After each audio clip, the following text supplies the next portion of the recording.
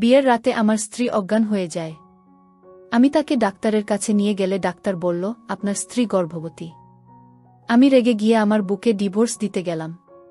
তখন আমার বউ চিৎকার করতে লাগল যে ডিভোর্স দেয় না, এই বাচ্চাটা তোমার কারণ দিয়ে। এদিন সবারই স্বপ্ন পরিপূর্ণ থাকে এবং তারপরে যে বর তার নিজের পছন্দ অনুসারে বিয়ে করেছে, এই দিনটি তার জন্য আরও আনন্দের এবং তাই এই দিনটি আমার জন্য আনন্দের ছিল। আমি খুশি হয়ে যেই আমার ঘরে ঢুকলাম সাথে সাথে আমার বউ অজ্ঞান হয়ে পড়ে গেছে দেখে আমি অবাক হয়ে গেলাম। আমি ভেবেছিলাম দুর্বলতার কারণে এমনটা হয়েছে। কারণ মেয়েরা বিয়ের আগে একটু বেশি চিন্তা করে তার জ্ঞান ফিরিয়ে আনার সমস্ত চেষ্টাই ব্যর্থ হয়। তাই আমি তাকে হাসপাতালে নিয়ে যাই। ডাক্তাররা তাকে শক্তির ইনজেকশন দিয়েছিলেন এবং কিছু পরীক্ষা করিয়েছিলেন এবং তারপরে তার জ্ঞান ফিরেছিল। কিন্তু পরের দিন যখন রিপোর্ট আনতে গেলাম, ডাক্তার যে খবরটা বললেন সেটা আমার পায়ের নিচ থেকে মাটি সরে যাওয়ার জন্য ছিল যথেষ্ট। এটা কিভাবে সম্ভব হতে পারে? এবং তারপর আমি বাড়িতে এসে আমার স্ত্রীর সাথে এই বিষয়ে আলোচনা করেছি এবং আমি তাকে তালাক দিতে রাজি হয়েছি। কিন্তু আমার পা চেপে ধরে সে আমাকে যা বলল তা আমার মাথা ঘুরিয়ে দেওয়ার জন্য যথেষ্ট। আমি অবাক হলাম, এটা কিভাবে সম্ভব? আমার নাম বিশাল এবং আমি একটি উচ্চবিত্ত পরিবারের সদস্য। আমি আমার বাবা মায়ের একমাত্র ছেলে ছিলেন এবং প্রচুর অর্থ ও ভালোবাসা থাকা সত্ত্বেও আমি বিগড়ে যাইনি। কারণ আমার মা খুব ভালো মহিলা ছিলেন এবং তিনি আমাকে খুব ভালো করে মানুষ করেছিলেন। অর্থবিত্ত থাকা সত্ত্বেও আমি ছিলাম অতি সাধারণ ও সুদর্শন। আমার ক্লাসের ছেলেরা আমাকে সিদ্ধ বলে রাগাত। কিন্তু আমি কখনো কাউকে খারাপ বলিনি। কারণ আমার মা আমাকে ছোটবেলা থেকেই খুব ভালো করে শিখিয়েছিলেন ঠিক আর ভুলের পার্থক্য। আর এখন যখন পড়াশোনা শেষ করে বাবার ব্যবসা সামলাচ্ছি, তখন মা আমার বিয়ে নিয়ে দুশ্চিন্তা করতে লাগল। কিন্তু এ ব্যাপারে আমি তাকে পরিষ্কার বলে দিয়েছিলাম যে আমি যাকে পছন্দ করি তাকেই বিয়ে করব। কিন্তু আমার নজরে এখনও অবধি কোনো যোগ্য মেয়ে আসেনি। কারণ আমার চারপাশে ছিল যত রাজ্যের বিগড়ে যাওয়া মেয়ে। কলেজ বিশ্ববিদ্যালয়েও একই রকম মেয়ে ছিল, যাদের সঙ্গে সময় কাটানো যায় কিন্তু তাদের জীবনসঙ্গী করা যায় না। আর এ ব্যাপারে আমার বাবা মা আমার উপর কোনো ধরনের জোরজবরদস্তি করেনি। কিন্তু যত সময় গড়িয়েছে মায়ের ইচ্ছা ততই বাড়ছিল যে এবার তোমার বিয়ে করা উচিত, কারণ তোমার বয়স বাড়ছে। বলা হয়েছে বন্ধ তো আকাশে তৈরি হয়। আর আমি এই বিষয়টাই বিশ্বাস করতাম যে ঈশ্বর আমার জন্য নিশ্চয়ই কোনো যোগ্য মানুষকে খুঁজে দেখেছেন। আর তারপর একদিন আমার সামনে এসে গেল। আমি ছিলাম বইয়ের পোকা। এজন্য ব্যবসার সাথে সাথে আমি বইও পড়তাম। আমার এলাকার কেন্দ্রীয় লাইব্রেরিতে আমি একদিন বই খুঁজতে গেলাম। তখন সেখানেই আমি তাকে দেখতে পেয়েছিলাম। তার সাদাসিধে ভাগ আমাকে তার দিকে আকর্ষণ করল। কিন্তু সে আমাকে দেখে এমনভাবে চমকে গেল যেন সে আমাকে প্রথম থেকেই জানত। তার চোখে আমি ভয়ের ছাপ দেখতে পেলাম। আর তাই আমি অবাক হয়ে গেলাম। আমি তো তাকে প্রথমবার দেখছি। সে আমাকে দেখে ভয় পেল কেন? কিন্তু আমি তার সাথে কথা বলার আগেই সে এমনভাবে দৌড় দিল যেন সে আমার থেকে পিছু ছাড়াতে চায় এবং ব্যাপারটা আমাকে অবাক করেছিল। এই অদ্ভুত ব্যাপারটা আমাকে অস্থির করে আমাকে বারবার সেই লাইব্রেরিতে টেনে নিয়ে যেতে বাধ্য করে এবং কয়েকদিন পর আমি তাকে আবার সেখানে দেখতে পেলাম। তাই আমি তার বাড়ি পর্যন্ত পিছু করলাম। আমি খোঁজ নিয়ে জানলাম ওর নাম কোমল আর তারা বেশ কিছুদিন হল এই এলাকাতে শিফট হয়েছে। আর সব থেকে বড় ব্যাপার হলো সে তার মা বাবার একমাত্র মেয়ে। এর থেকে বেশি আমি আর কিছু জানতে পারিনি। আমি তো তার শীতের সাদা ব্যক্তিত্বে প্রভাবিত হয়েছিলাম। তাহলে সে আমার থেকে ভয় পেত কেন, যখন কিনা আমি তার সাথে আজ পর্যন্ত কথাও বলিনি? তার ব্যাপারে আরও জানার জন্য আমি সুযোগ খুঁজতে লাগলাম, যাতে তার সাথে কথা বলতে পারি। আর বোধহয় সে বুঝতে পেরেছিল এজন্য সেই সমস্ত জায়গায় যেখানে আমি যেতে পারি সেখানে যেতে চাইত না। আর তার এই দূরে পালানোর ব্যাপারটা দিনের পর দিন আমাকে তার প্রতি আসক্ত করেছিল। তারপর ভাগ্য একদিন এমন একটা চমৎকার খেলা খেল যে কিছুদিন পরে মেয়েটা আমার কোম্পানিতে ট্রেনিং হয়ে জয়েন করল। যেহেতু ট্রেনিং এর ইন্টারভিউ আমি নিতাম না, সেজন্য এই মেয়েটি আমার সামনাসামনি হওয়ার কোনো সুযোগ ছিল না। আর যেদিন সে কোম্পানি জয়েন করল তার দ্বিতীয় দিন আমি বুঝতে পারলাম যে আমার কোম্পানিতে সে এখন চাকরি করতে আসে। আর যেহেতু একই জায়গায় চাকরি করতে আসি, সেই জন্য সে আমার প্রশ্নের উত্তর তো দিতেই পারত। তাই একদিন আমি তাকে আমার কি দিনে ডাকলাম। আমাকে দেখামাত্রই তার চোখে আমি ভয় দেখতে পেলাম। আমি তাকে জিজ্ঞেস করলাম, আমার থেকে ভয় পাও কেন তুমি? আমি তাকে এমন কেন জিজ্ঞাসা করলাম, যার জন্য সে সেই ঘর থেকেই চলে গেল। বাইরে গিয়ে পরের 2 ঘন্টার মধ্যে সে রেজিগনেশন লেটার আমার টেবিলে রেখে দিল। এ ব্যাপারটা তো আমাকে আরও বেশি অবাক করল। এবার তো আমি পাগলের মতো তার পিছু করতে লাগলাম। এমনকি আমি আমার বাড়িতেও জানিয়ে দিলাম যে ওই মেয়েটিকে আমি পছন্দ করি। আমার মা তো আমার পছন্দের সব মেয়ের জন্যই যেন তৈরি ছিল। কিন্তু আমি একটা শর্ত দিয়েছিলাম, যখন সম্বন্ধ নিয়ে যাবে তখন আমার ব্যাপারে মেয়েটিকে কিছু বলবে না। না হলে সে সেই সম্বন্ধে না করে দেবে, বা ঘটককে দিয়ে ওদের ঘরে সম্বন্ধ পাঠাল। আমি জানতাম না যে মা কি বলেছিল আর মেয়েটি কি বলছিল আর কি করে এই সমস্ত কিছু হল। শুধুমাত্র 1 মাসের মধ্যেই আমার সম্বন্ধ পাকা হয়ে গেল। কিন্তু সম্মত হওয়ার পরও আমি তার সাথে কথা বলার চেষ্টা করিনি। কেননা আমার মনে একটা ভয় ছিল, যদি আমি তার সামনে যাই তাহলে সে সম্বন্ধে না বলে দিতে পারে। আর সত্যি তো এটাই, আমি তার থেকে আর দূরে যেতে পারতাম না। আমার থেকে সে তো ভয় পায় কেন, এই সব কথা আমি জিজ্ঞাসা করতে চাইতাম। কিন্তু যখন সে আমার স্ত্রী হয়ে যাবে তখন সে আমাকে কিছুই লুকাবে না। আর তার জন্য জরুরি ছিল যে আমি তাড়াতাড়ি মেয়ের উপর জোর দিই। আমার মায়েরও বিয়ে দেওয়ার তাড়া ছিল, আর ওর পরিবারও সে রকমভাবে বাধা দেয়নি। এজন্য মোটামুটি 1 মাস পরেই আমার বিয়ে ঠিক হয়ে গেল। আমার মা শুধু সবার মনে হতো আমি এই বিয়েটা যেহেতু নিজের ইচ্ছায় করেছিলাম, নিশ্চয়ই মেয়েটির সাথে আমার আগে কথা হয়েছে। কিন্তু সত্যি তো শুধুমাত্র আমি জানতাম। আমি তো এটাই চাইতাম না যে তার সাথে আমার কথা হোক বা সে আমার ব্যাপারে কিছু জানো। কেননা আমার মনে ভয় ছিল যে সে হয়তো এসব বন্ধ তাতে বারণ করতে পারে। সে আনার ব্যাপারে কিছুই জানত না। এদিকে আমিও তার ব্যাপারে শুধু তার নামটুকুই জানতাম। আমি বিয়ের দিনের অপেক্ষা করছিলাম, আর তারপর শেষমেশ বিয়ের দিন এসেই গেল। আর আমি ভীষণ খুশি ছিলাম, যাকে আমি চেয়েছিলাম আজ তাকে আমি পেয়ে গিয়েছি। আর সবথেকে বড় কথা হলো, আমি তাকে স্ত্রী হিসাবে গ্রহণ করার আগে তার সাথে আমি কথা বলিনি। এজন্য আমি এই ব্যাপারটার জন্য সবথেকে বেশি অপেক্ষা করছিলাম যে সে আমার কাছে আসুক আর আমি তার সাথে কথা বলি। কিন্তু ঈশ্বর আমার জন্য কি ভেবে রেখেছিল সেটা তো আমি জানতাম না। বিয়ের পর তাকে যখন স্টেজে আনা হল তখন সে আমার দিকে চোখ তুলে দেখেনি। হতে পারে সে লজ্জা পাচ্ছিল বা অন্য কোনো ব্যাপার হতে পারে। কিন্তু যখন আমাকে দেখার প্রথা নিয়ম পালন করা হলো তখন তার চোখে আমি সেই একই ভয় দেখেছিলাম। আর সেই অদ্ভুত অস্থিরতা, ও যেন সে বিশ্বাসই করতে পারছেন না যে আমি তার বর। কিন্তু আমি তো ওকে একভাবে দেখেই যাচ্ছিলাম। কেননা আজ ওকে দেখার আমার পুরো অধিকার রয়েছে। আর কিছুক্ষণ পরেই বিদায়ের নিয়ম শুরু হয়ে গেল। কিন্তু প্রত্যেকটা মুহূর্তে আমি অনুভব করেছিলাম যে মেয়েটি ভীষণ চিন্তায় ছিল। আর চিন্তা থেকে বেশি সে ভয় পেয়েছিল। কিন্তু আমি তার এই ভয়টাকে দূর করতে চাইছিলাম। আমি অপেক্ষা করছিলাম যে ও আমার সাথে যেন কথা বলে, যাতে আমি তাকে নিজের ব্যাপারে ক্লিয়ার করি, যাতে তার এই ভয়টা শেষ হয়ে যায়। আমি 100% বিশ্বাস করতাম আমার ভালোবাসা দিয়ে ওর মন থেকে ভয় তাকে আমি বের করব। কিন্তু আমি কি করে জানব যে এটা সেই ভয় ছিল যেটা আমার পরবর্তী জীবনটাকে সম্পূর্ণ নাড়িয়ে রেখে দেবে। বিদায় পর্বের পরে যখন তাকে ঘরে নিয়ে আসলাম, না জানি আমার মা কি নিয়ম পালন করতে লাগল। কিন্তু ওর চোখের বেড়ে যাওয়া ভয় দেখে আমি চাইছিলাম যে তাড়াতাড়ি আমি ওকে ঘরে পৌঁছে দিই, যাতে আমি তার সাথে কথা বলতে পারি। সবরকমভাবে আমি চেষ্টা করছিলাম যে আমার দিক থেকে কোমরের কোনো সমস্যা যেন না হয়। কিন্তু তার চোখে দেখা ভয় থাকে কিভাবে দূর করব সেটা যে কিছুতেই দূর হতে চাইছিল না।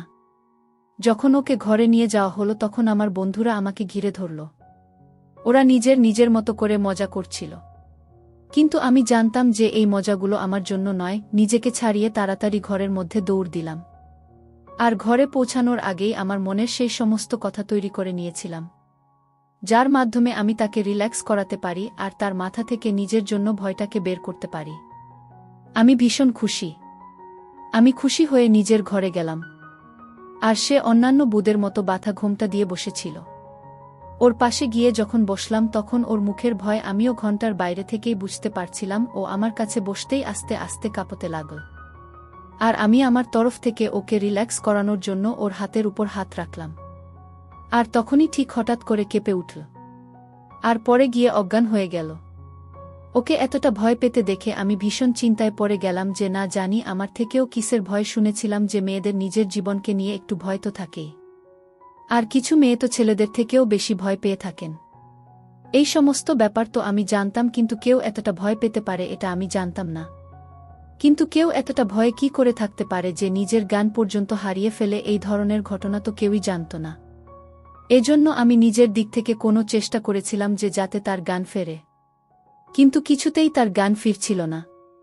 এজন্য বাধ্য হয়ে আমি তাকে হসপিটালে নিয়ে গেলাম। নিজের সাথে মাকেও গাড়ি করে নিয়ে গেলাম।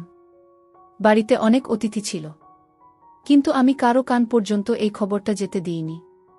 মা এভাবে হঠাৎ মুখে অজ্ঞান দেখে ভীষণ চিন্তায় পড়ে গেল। আর যখন হসপিটালে থাকে এই মাঝরাতে দুর্গাপুরে দেখা গেল, তখন সবার সাথে সাথে অ্যালার্ট হয়ে গেল। ডাক্তার তাকে ভালোভাবে চেক করব আর বলল সে ভয় বা মানসিক চাপে অজ্ঞান হয়ে গেছে। সবাই মোটামুটি জানে যে মেয়েরা বিয়ের জন্য চাপ নিয়ে নেয়, এজন্য সবাই এই ব্যাপারটাকে নরমাল ভেবে নিল। কিন্তু সত্যিটা যে কি সেটা তো আমরাই জানি। ডাক্তার তাকে ইনজেকশন ইত্যাদি দিয়ে 2 ঘন্টায় তার জ্ঞান এসে যাবে বলে আশ্বস্ত করল। সেই 2 ঘন্টা যে আমি কি করে কাটিয়েছি সেটা শুধু আমিই জানি। ডাক্তার সব পরীক্ষা নিলেন এবং বললেন সকালে সে রিপোর্ট নিতে হবে। জ্ঞান ফেরার মাত্র 2 ঘন্টা পর আমি তাকে বাড়ি ফিরিয়ে আনলাম এবং তার স্বাস্থ্যের কথা ভেবে তার সাথে আর কথাই বললাম না। সেও নির্বে কাপড় পাল্টে শুয়ে পড়ল এবং আমাদের সোনালি রাত হাসপাতালের জন্য এভাবেই নষ্ট হয়ে গিয়েছিল। আমি এই নিয়ে অবশ্য রক্ষিত ছিলাম না। আমি শুধু একটা বিষয়ে চিন্তিত ছিলাম, কেন আমার স্ত্রী এত ভয় পেয়েছিল, এবং আমি যে কোনো মূল্যে এটা জানতে চাইছিলাম। বিয়ে তো কাটল, এরপর ফুলসজ্জার দিন আসলো, কিন্তু আমি কথা বলতে চাইনি। আমি কোনো অবস্থাতেই সামলাতে পারছিলাম না। তাই রিপোর্ট নেওয়ার জন্য কাউকে না জানিয়ে খুব ভোরে আমি হাসপাতালে চলে যাই। কিন্তু রিপোর্ট না দিয়ে আমাকে ডাক্তারের ঘরে পাঠানো হলো। এই ব্যাপারটা আমাকে আরও বেশি চিন্তায় ফেলে দিল যে জানি না আমার স্ত্রী কী ধরনের রোগে ভুগছে। ডাক্তার আমাকে দেখামাত্রই বললেন, আমি যে খবরটা দিতে যাচ্ছি সেটা ধৈর্য ধরে মন দিয়ে আপনাকে শুনতে হবে। আমি সব ধরনের খারাপ খবরের জন্য নিজেকে প্রস্তুত করছিলাম, এতটাই যে আমি সিদ্ধান্ত নিয়েছিলাম যে আমি সবসময় আমার স্ত্রীকে সমর্থন করব এবং যতটা সম্ভব সেরা ডাক্তারদের দ্বারা তার চিকিৎসা করব। কারণ আমার অর্থের অভাব ছিল না। কিন্তু ডাক্তার আমাকে যা বললেন আমি স্বপ্নেও ভাবতে পারিনি। ডাক্তার বললেন, আপনার স্ত্রী প্রায় 3 থেকে 4 সপ্তাহ আগে থেকেই গর্ভবতী। আর এই খবরটা শুনে আমার পায়ের নিচ থেকে মাটি সরে গেল। আমি জানি না কোনো বড় রোগের কথা ভাবছিলাম। আর এটা কি হলো যে মেয়ের উপর অন্ধবিশ্বাস রেখেছিলাম বিয়ের আগে, যার সাথে কথা বলাটাও জরুরি মনে করিনি, পাছে তারই জ্যোতির দিকে কেউ আঙুল না তুলতে পারে। আর সেই মেয়েই আমাকে বিয়ে করার আগে অন্য কারো সন্তানের মা হতে চলেছে। হয়তো সেই কারণেই এত ভয় পেয়েছিল। হয়তো সে কাউকে পছন্দ করত। আমি তো এটাই ভাবছিলাম। হাসপাতাল থেকে বেরিয়ে এসে গাড়ি চালানোর মতো সাহসটুকুও পেলাম না। আমি ভাবছিলাম যে আমি যাকে ভালোবাসি সে ইতিমধ্যেই অন্য কারো সাথে মুখ কালো করে নিয়েছি। তাহলে বিয়ের পরও সে যে আমার প্রতি বিশ্বস্ত থাকবে তার নিশ্চয়তা কি? অতএব আমার আজই তাকে ছেড়ে দেওয়া উচিত, যাতে সে তার গর্ভের সন্তান তার সাথে জীবন যাপন করতে পারে, আর এভাবেই শিশুটি তার বাবাকেও পেতে পারে। আমি তো শুধুই ভালোবেসেছিলাম, কিন্তু প্রতিটা মানুষই যে তার ভালোবাসা পাবে এটা জরুরি তো নয়। এই চিন্তা করে সিদ্ধান্ত নিয়ে বাড়িতে চলে গেলাম। আমি যখন ঘরে গেলাম সে তখন বিশ্রাম নিচ্ছিল, কিন্তু সেটা নিয়ে আমার কিছু আসে যায় না। তাই আমি গিয়ে তার সঙ্গে তার রিপোর্ট বের করলাম এবং বললাম, তোমার জীবনে আমার আগে থেকেই যে আছে তা কি তুমি বিয়ে করলে না কেন? তুমি আমায় বিয়েতে হ্যাঁ বললে কেন? কাজ আমি তোমাকে মুক্ত করছি যাতে তুমি যার সন্তানের মা হতে যাচ্ছ তাকে বিয়ে করতে পারো, আর এই শিশুটিও তার বাবাকে পেতে পারি। কিন্তু আমার কথা শুনে সে কাঁদতে লাগল এবং আমাকে বলল, তোমায় ঈশ্বরের দিব্যি, আমাকে তুমি তালাক দিও না। একদিকে তার চোখের জল আর তার মুখের বিভৎসতা আমার চিন্তায় ফেলেছিল। অন্যদিকে আমার হাতে থাকার রিপোর্ট আমাকে আমার সিদ্ধান্তে অটল থাকতে বাধ্য করেছিল। আমার ভালোবাসা আমাকে এমনই এক দ্বন্দ্ব ভরা জায়গায় দাঁড় করিয়েছিল। কিন্তু আমি তাকে ডিভোর্স দিতে চাইছিলাম শুধু এই জন্য, তার পেটে পালিত বাচ্চাটির জন্য। আমার চিন্তা ছিল যে কালকে কেই বা তাকে নিজের নাম দেবে। আমার মতো এতটা সাহস ছিল না যে আমি নিজের নামটা কিনেই। এদিকে আমার স্ত্রী একনাগারে কিনেই চলেছে। যখন সে দেখল যে আমি আমার সিদ্ধান্ত থেকে একেবারেই সরছি না, তখন সে এমন একটা অদ্ভুত আচরণ করল যেটা আমার ভেতর পর্যন্ত নাড়িয়ে দিল। সে নিজের ওড়না গা থেকে সরিয়ে আমার পায়ে রেখে দিয়েছিল, আমার প্রাণ নিয়ে নাও, কিন্তু আমাকে ডিভোর্স দিত না। কেননা এই বাচ্চাটা তোমারই।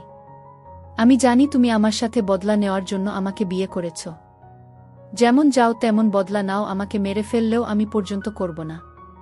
কিন্তু আমাকে ডিভোর্স দিত না, তাতে আমার মা বাবা মরে যাবে। এদিকে আমি তো তার এই ব্যবহারে অবাক হয়ে গিয়েছিলাম। আমি ওড়নাটা তুলে তার গায়ে দিলাম। তাকে বললাম, সম্মান দিয়ে তোমাকে নিয়ে এসেছি, আর তার জন্য আমার পায়ে তোমারই জন্য রাখার দরকার নেই। কিন্তু তুমি এটা কি বললে? এই বাচ্চাটা আমার। আমি তো তোমাকে জানি না, আর সম্বন্ধ পাঠিয়েছিলাম। কিন্তু সে বলল, আমি কসম খেতেও রাজি আছি যে এই বাচ্চাটা তোমারই। তার কথা আমাকে অবাক করে দিয়েছিল যে কোনো দুর্বল থেকে দুর্বল চিত্তের মানুষ ও এত বড় দেখতে খেতে পারে না। তাহলে মেয়েটি কি করে এত বড় জিলিপি খেতে পারে? যখন কি না আমি জানি এই বাচ্চাটা আমার নয়, কিন্তু আমি এটা তামাশা করতে চাইনি, এজন্য চুপ করে গেলাম। ফুলশয্যা এরকমই একদম সাধারণভাবে কেটে গেল। কিন্তু এরপর আমরা দুজন অচেনা হয়ে গেলাম ধীরে ধীরে, নদীর দুই ধারের মতো। আমি তার আচরণের হিসেব নিতে থাকলাম। সে রোজ পুজো করত আমার আর আমার পরিবারের সব রকমভাবে খেয়াল রাখত, কিন্তু একটা ব্যাপার যেটা আমাকে অবাক করেছিল, সে একদম পরোয়া করত না যে তার ফোন কোথায় পড়ে আছে। সে আমার সাথে বাইরে গেলেও আমি অবাক হতাম যে তার জীবনে যদি অন্য কেউ থাকেও তাহলে অন্তত তার সাথে কথা তো বলবে। সে আমার সহ্য করার ক্ষমতা যেন আস্তে আস্তে চলে যাচ্ছিল। আর এক সপ্তাহ পর আমি আস্তে আস্তে করে তাকে আমার পাশে বসালাম। বললাম, এখানে বসে আমাকে সব সত্যিটা বল, যা কিছু তোমার সাথে হয়েছে আর যেটা তুমি ওইদিন বললে যে এই বাচ্চাটা নাকি আমার, তুমি এই কথাটা কি করে বলতে পারো? কিন্তু তার আগে আমি আমার দিকের গল্পটা তোমাকে বলে রাখি। যখন আমি ওকে বললাম যে আমি তোমায় প্রথমবার লাইব্রেরিতে দেখেছিলাম আর তারপর তোমার ব্যাপারে আমি জানার চেষ্টা করেছিলাম আর নিজের মাকে বলে তোমাকে বিয়ে করে নিয়েছি, ব্যাস আমার দিক থেকে এইটুকুই কাহিনী। তখন সে অবাক হয়ে গেল আর বলতে লাগল, এই শহরে তো তুমি আমাকে লাইব্রেরিতে প্রথমবার দেখেছিলেন, কিন্তু এর আগে এ শহর থেকে তুমি আমাকে দেখে আসছো, সে ব্যাপারে তো বললে না। এটা শুনে আমি বললাম, কিন্তু এই শহর থেকে তো আমি কখনো বাইরে যাইনি। আমি তো এই শহরেই লেখাপড়া শিখেছি আর ব্যবসার ডিগ্রি তো আমি লন্ডন থেকে নিয়েছি। ও যে শহরের নাম বল, আমি সেই শহরে কখনো ব্যবসার জন্য ডিল করতেও গিয়ে থাকতে পারি, কিন্তু সেখানে কখনো কোনো মেয়ে তো নজরে আসেনি। তখন সে বলল, এটা সত্যি না। আমি বললাম, তুমি নিজের গল্পটা বলো তো। তুমি এটা ভেবে বলল যে ওটা আমি ছিলাম, কিন্তু তোমার সাথে কি হয়েছে? ও বলল, কলেজে একটা ছেলেকে আমি পছন্দ করতাম আর সেও আমাকে পছন্দ করত। যেমন সবার সাধারণ বন্ধুত্ব হয়, আমাদেরও সে রকমই ছিল। আর আমরা দুজন খুব ভালো বন্ধু হয়ে গিয়েছিলাম, কিন্তু শুধুমাত্র বন্ধু। আর তারপরেই বন্ধুত্বটা আস্তে আস্তে ভালোবাসায় বদলে গেল। আমার মা বাবাও এই ব্যাপারটা জানত, তাদের কোনো আপত্তি ছিল না, কেননা ছেলেটা খুব ভালো ছিল। আর আমরা সব সময় বন্ধুত্বের সীমারেখার মধ্যে থেকেই কথা বলেছি। কাউকে না বলে আমরা কখনো দেখা করতে যেতাম না। আমাদের দেখাত কলেজে হয়ে যেত। কিন্তু যখন আমার কলেজের শেষ বছর ছিল, তখন ওই ছেলেটির কিছু বাজে ছেলের সাথে বন্ধুত্ব হলো, যার মধ্যে তুমিও ছিলে। আর জানি না তারা কিভাবে ওকে নেশা করা শিখিয়ে দিল, যার জন্য সে আমাকে যে কারোর কাছেই বিক্রি করতে রাজি ছিল। আর আমার দাম পর্যন্ত সে ধার্য করল, কিন্তু আমার ভাগ্য বোধহয় সেই সময় ভালোই ছিল। আমি এই ব্যাপারটা প্রথমেই বুঝে গিয়েছিলাম। তখন সে ফোনে তোমার সাথে কথা বলছিল, আমি পেছনে দাঁড়িয়েছিলাম আর সব শুনে নিয়েছিলাম। সে আমাকে প্রথমবার রাতের খাবারের জন্য নিমন্ত্রণ করেছিল আর আমার মা বাবাও রাজি ছিল, কেননা ওরা চাইত যে ডিগ্রি শেষ হতেই আমাদের জেন বিয়ে হয়ে যায়। তাকে আমি এটাই বলতে এসেছিলাম যে আমাকে সম্মতি আমার পরিবার দিয়ে দিয়েছে। কিন্তু তার কথা শোনার পর আমি জানতে পারলাম যে এটা ডিনার ছিল না, বরং ডিনারের নামে সে আমাকে বিক্রি করতে চাইছিল। আমি মা বাবাকে বললাম, যখন তারাও ভীষণ চিন্তায় পড়ে গেল। একই আমরা প্রথম থেকে ভাড়ার ঘরে থাকতাম। রাতে তার ফোনের পর ফোন আসতে থাকল, আর আমি তাই তাকে বললাম, আমার মায়ের শরীর ভীষণ খারাপ হয়ে গেছে, এজন্য আমি আসতে পারব না। ওর জন্য আমি 1 সপ্তাহ ছুটিও নিলাম আর আমরা 1 সপ্তাহের সব কিছু বাঁধলাম আর এই শহরে চলে এলাম। আমি ভাবলাম আমি বেঁচে গিয়েছি আর সব কিছু শেষ হয়ে গেছে, কিন্তু এখানে আমি তোমাকে দেখলাম আর চিন্তায় পড়ে গেলাম। তারপর থেকে আমি ঘর থেকে বেরোনোই ছেড়ে দিলাম, কিন্তু মা বাবাকে এটা বলে বিরক্ত করতে চাইনি। আর যখন একদিন বাজারে গেলাম, তুমি আমাকে ধরে ফেললে আর আমার সাথে জবরদস্তি করলে। তুমি আমাকে বললে যে তুমি আমার দাম অলরেডি নিয়ে ফেলেছ, আর আমি এই ব্যাপারটা আমার মা বাবাকে বলতে পারতাম না। আর আমার পেটে থাকা বাচ্চাটা এইভাবে এসেছি। এবার আমি ওকে বললাম যে আমি তো ওটা একদমই ছিলাম না। ও আমাকে নিজের বন্ধুর নম্বর দিল। আমি ওখানেই বসে বসে নিজের পুলিশ বন্ধুকে ওই নম্বরটা থেকে ডিটেলস বের করালাম আর ওই লোকটির সাথে যাদের বেশি মেলামেশা ছিল সেই সমস্ত ছেলেদের ডিটেলস বের করলাম। আর যখন ওদের ফোন নম্বর, ওদের ছবি আমার সামনে কিছুক্ষণের মধ্যে আসলো, তখন ওই ছবিগুলোর মধ্যে আমি নিজের ছবি দেখে অবাক হয়ে গেলাম আর চিন্তা করে গেলাম, কেননা ওই ছেলেটা হুবহু আমার মতোই দেখতে, কিন্তু ওটা আমি ছিলাম না। আর আমি আমার স্ত্রীকে এই কথাটা বলে দিলাম। আর তারপরেই পুলিশের সাহায্যে আমি যখন ওই ছেলেদের ব্যাপারে জিজ্ঞাসা করালাম তখন জানতে পারলাম যে সে নিজের মা বাবার একমাত্র ছেলে। যখন তার মা বাবার ব্যাপারে জিজ্ঞাসা করলাম তখন সে আমার মা বাবার পুরনো শত্রুদের। আর যখন পুলিশের সামনে তারা মুখ খুলল তখন জানলাম যে সেই ছেলেটি আসলে আমার যমজ ভাই, যাকে ওরা হসপিটাল থেকে চুরি করেছিল আবার মা বাবার সাথে বদলা নেওয়ার জন্য। তারা জানত না যে আমরা যমজ জন্মেছি। এমনকি আমার মা বাবাও জানতেন না যে আমরা দুই ভাই এইসব। একজন নার্স করেছিল এবং সে ছেলেটি ভুল পথে চলা শুরু করেছিল। আমার স্ত্রীর গর্ভে ওই সন্তান বেড়ে উঠেছিল, কিন্তু আমি এই খবর আমার মা বাবার কাছে পৌঁছতে দেয়নি এবং তারপর স্ত্রীর গর্ভপাত করালাম। এরপর এখন আমরা খুব ভালোভাবেই জীবনযাপন করছি। আমি আমার রক্তের ভাইকে ভুলে গিয়েছি। এবার আমরা একই রাতে দুই ভাই হলেও সে ভুল পথে চলে গিয়েছিল। আর আজ আমরা দুজনেই আমাদের জীবনে খুব খুশি। বন্ধুরা, আজকের ভিডিওতে এখানেই শেষ করলাম। অনেক কষ্ট করে ভিডিওটি আপনাদের জন্য বানিয়েছি। যদি ভিডিওটি আপনাদের ভালো লেগে থাকে তাহলে একটা লাইক করবেন এবং চ্যানেলটি সাবস্ক্রাইব করবেন। এই আশা ব্যক্ত রেখে আপনাদের কাছ থেকে বিদায় নিচ্ছি। আমি দেখা হবে আগামীকালের নতুন কোনো ভিডিওতে। সে পর্যন্ত সবাই ভালো থাকুন, সুস্থ থাকুন। ধন্যবাদ।